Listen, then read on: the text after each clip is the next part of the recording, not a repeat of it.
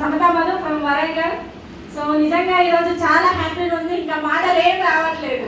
ఎందుకంటే నెల తిరిగే ముందు 2 రికగ్నిషన్స్ అయితే ఎట్లుంటాయి, ఇట్లుంటుంది power. Okay, so once again my name is Samatha Madhu from Warangal అండి. మాకు 2 పిల్లలు, అద్వైత అండ్ ఆదిత్య.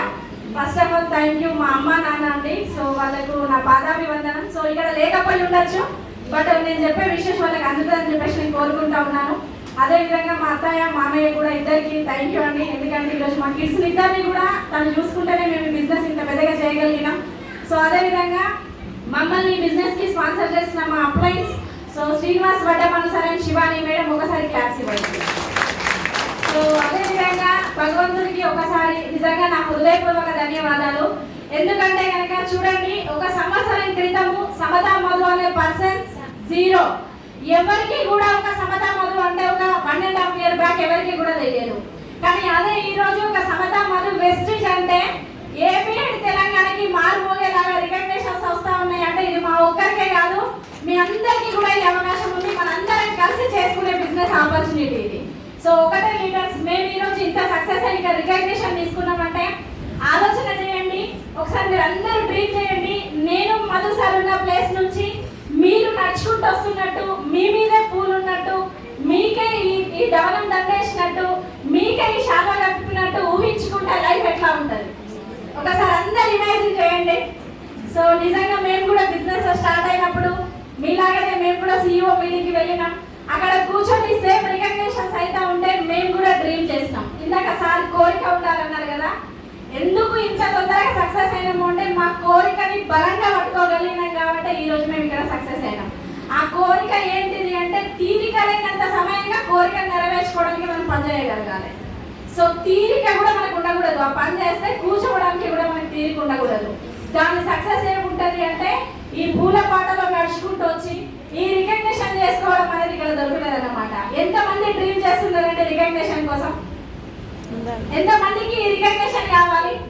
ఒక్కరి నుంచి ఆలోచన చేయండి. ఒకసారి రికగ్నిషన్ తీసుకుంటే మాటలు వస్తాయా? మాటలు వస్తాయా అండి? ఇంత పెద్ద లిస్టు రాసుకొని వస్తాం మాట్లాడాలని, బట్ అదంతా కూడా ఇక్కడ వచ్చేసరికి ఒకసారి ఏమైపోతుందంటే ఈ కన్నుల పండగ ఆనందాన్ని చూస్తే అది మొత్తం క్లోజ్ అయిపోద్ది అన్నమాట.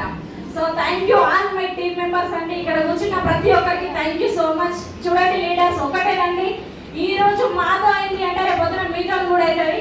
ఒక నార్మల్ హౌస్ వైఫ్, ఒక హోమ్ మేకర్, ఒక గవర్నమెంట్ టీచర్ భార్య, సో ఏమన్నా కళలు ఉంటాయా అంటే ఏదైనా ఉంటే సారే చూసుకుంటాడు కదా. నెలకైతే 1,00,000 రూపాయలు వస్తాయి, గవర్నమెంట్ శాలరీ అవుతుంది, రిటైర్డ్ అయితే పెన్షన్ వస్తుంది. సో ఇంకేమైనా జరిగితే అడతా పడతా ఏదో జాబ్ వస్తుంది, అంతేనా కదా? కానీ లైఫ్ 1,00,000 రూపాయలతో ఆగిపోద్దా? ఆగదు కదా. So thank you God. మీ అందరికీ తెలుసు నాకు ఆరోగ్యరీత్యా సమస్య ఉన్నాయి. ఆ ప్రాబ్లం నిజంగా వచ్చినందుకు నేను మళ్ళొకసారి భగవంతుడికి థ్యాంక్ యూ చెప్పుకుంటా. ఎందుకంటే ఆ ప్రాబ్లం రాకపోతే ఈరోజు మనందరం ఒక ఫ్యామిలీ ఫ్రెండ్స్ కాకపోయి ఉండేటోళ్ళం. సో ప్రాబ్లం వచ్చింది కాబట్టి మనం అందరం ఇక్కడ ఒక ఫ్యామిలీ ఫ్రెండ్స్ లాగా ఉన్నాం. చూడండి, మీరెవరో నాకు తెలియదు, నేనెవరో మీకు తెలియదు, కానీ ఈ రోజు మనం ఒక సిస్టర్ బ్రదర్ రిలేషన్ తో ఇంత పెద్ద బిజినెస్ లో పార్ట్నర్ లాగా ఉండి మనం బిజినెస్ చేస్తా ఉన్నాం, అంతేనా కాదా? సో ఏదైనా భగవంతునికి అధికారం లేకపోతే ఏది కాదండి. సో నా హెల్త్ ప్రాబ్లం రావడంతో ఈ బిజినెస్ లకు మేము రావడం జరిగింది. ఒకటే డ్రీమ్ చేసినాం, నాకు ఏదైతే హెల్త్ ప్రాబ్లం వచ్చిందో, నేను ఏదైతే క్యూర్ అయినో 100,000 మందికి ఆరోగ్యాన్ని మనం కూడా అందియాలని చెప్పేసి కంగారం కట్టుకున్నాం. దాంతో పాటు ఏదైనా మనం డ్రీమ్ చేయాలనుకున్నాం కదా. సో మా అమ్మ చనిపోయారు, నేను 10th లో ఉన్నప్పుడు. తను అంటుండే, నువ్వు ఏదైనా ఒకటి హెల్త్ డిపార్ట్మెంట్ లో జాబ్ చేయని చెప్పేసి చెప్తుండే. నాకు ఒక అక్క అన్నయ్య, నేనే చిన్నదాన్ని. సో ఆమె చెప్తా ఉంటే నేను కూడా అనుకునేది, బట్ మీకు తెలుసు 10th లో అమ్మ చనిపోయింది, ఇంటర్లో నాన్న చనిపోయిండు. ఒక అమ్మ నాన్న చనిపోయిన అమ్మాయికి ఎక్కడన్నా అంటే చదువుకోవడానికి ఎవరైనా ముందు వస్తారా? సో అక్క అన్నయ్య అంటే పెద్ద తేడా ఏం లేదు, 2-3 years పెద్దవాళ్ళం. ఒకరింకొకరం మాకు మేమే సర్ది చెప్పుకోవాలి కదా. మా నాన్న వాళ్ళ చెల్లెళ్ళు ఉండే మా మేనత్తలు దగ్గర తీసి చదివించడం జరిగింది. సో అట్లా ఇట్లా డిగ్రీ అయితే కంప్లీట్ అయిపోయింది. తర్వాత మా అమ్మాయికి బాగా డ్రీమ్ ఉంటే కనీసం ఏందమ్మా చేద్దామని చెప్పేసి డిసైడ్ అయినా. సో అంతలోకే మ్యారేజ్ అయింది. ఆ డ్రీమ్ అక్కడే ఉంది, నేను ఇక్కడే ఉన్నా. ఇక్కడికి వచ్చిన తర్వాత నేను సార్ని అడిగిన, ఇట్లా మా అమ్మకి డ్రీమ్ ఉంటే హెల్త్ డిపార్ట్మెంట్లో జాబ్ చేయాలని నేను చేస్తా అంటే మా సార్ అన్నారు, నేనే గవర్నమెంట్ ఎంప్లాయీ కదా, నువ్వేం చేస్తావు, అవసరం లేదు, ఎవరైనా చూస్తే మళ్ళీ నేను జాబ్కి పంపిస్తాను అంటారు. చిన్నప్పటి నుంచి కష్టాలు అని చెప్పినావు కదా, రెస్ట్ తీసుకోవాలని చెప్పిండు. సో అంతలోకే 2 పిల్లలు, స్కూలు, ఎవరైనా పని అయిందని అడిగితే నేను అప్పుడు చెప్పేది మా ముగ్గురు స్కూల్కి పోయినా అని చెప్పేది. ఎందుకంటే సార్ స్కూల్కే పోవాలి, పిల్లల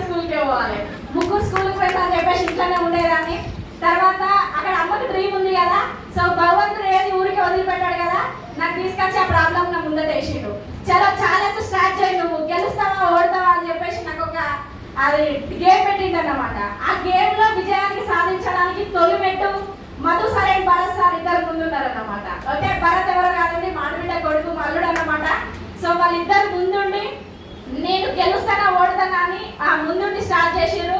సో నేను ఏదైతే ఓడిపోయి పైకి రావడానికి 99.9 అయిపోయింది, ఓడిపోయినా అనే టైంలో భగవంతుడు ఒక ఆకు నింపి మళ్ళీ కిందికి వేసిండు అన్నమాట పై నుంచి. సో అది మొత్తం